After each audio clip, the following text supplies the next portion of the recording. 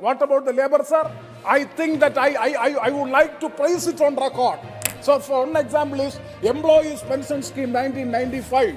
Immediately after the BJP government came to power on 1/9/2014, and also regarding the ESI benefit.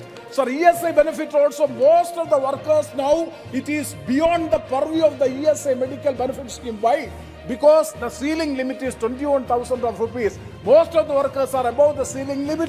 We want to say that always now we are going to 2024 elections. Sir, now wherever you go, you can see the Modi's guarantees. Sir, your slogan always, BJP is taking the slogan, Sabka Saath, Sabka Vikas, Sabka Vishwas, Sabka Prayas. What about the minorities? You are talking about the inclusive development. Shri N.K. Premchandran ji. Thank you, Mr. Chairman, sir, for affording me this opportunity to take part in the discussion, expressing motion of thanks to the presidential address.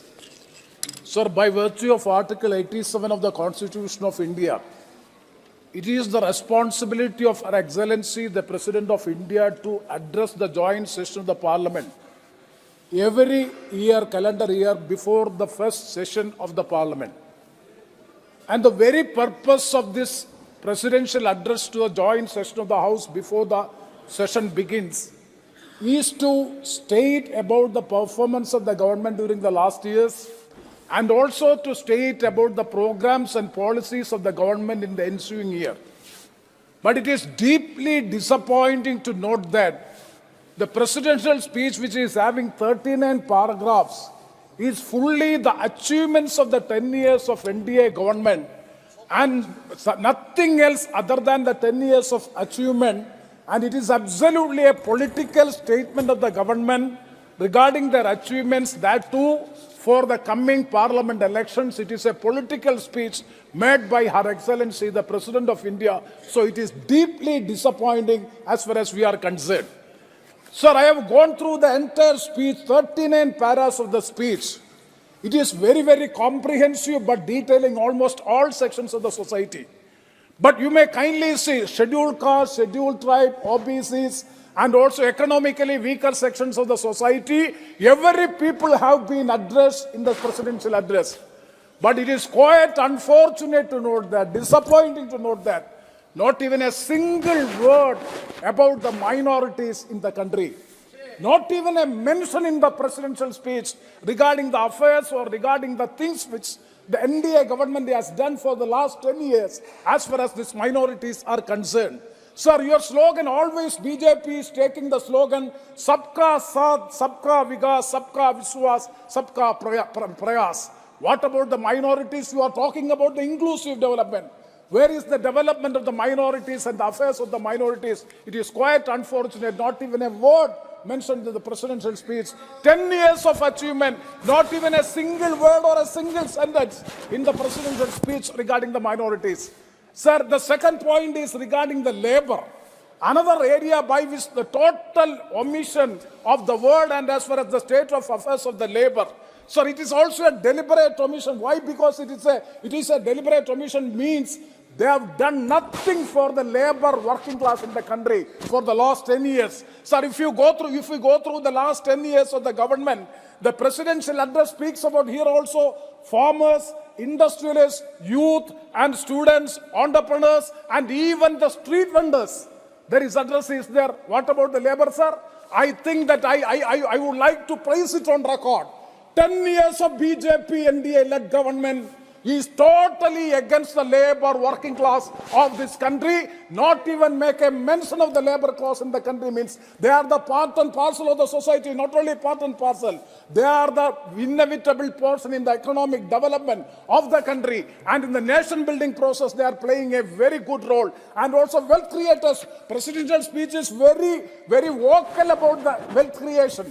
But what about the role of the labor? Nothing is being mentioned. And also, sir, if you critically examine, always you are praising about the ease of doing business. How this ease of doing business, all these 10 years have happened. This ease of doing business is at the cost of the labor. because the rights enjoyed or the benefits enjoyed by the labor is taken away at the expense of the labor, the cease of business. So for one example is Employees Pension Scheme 1995. Immediately after the BJP government came to power on 1/9/2014, a circular has been issued by which 95 lakhs of employees, EPF pensioners, the rights have been taken away. Sir, now you see the entitlement of PF pension who are having the salary above 15,000, they are out of the pensionary benefit. The retirement rupees to 2,000 rupees, nothing is done. So, sir, the poor old age pensioners of 95 lakhs of pensioners, their benefits have been curtailed during the last 10 years. And also regarding the ESI benefit, sir, ESI benefit also, most of the workers now, it is beyond the purview of the ESI medical benefit scheme. Why?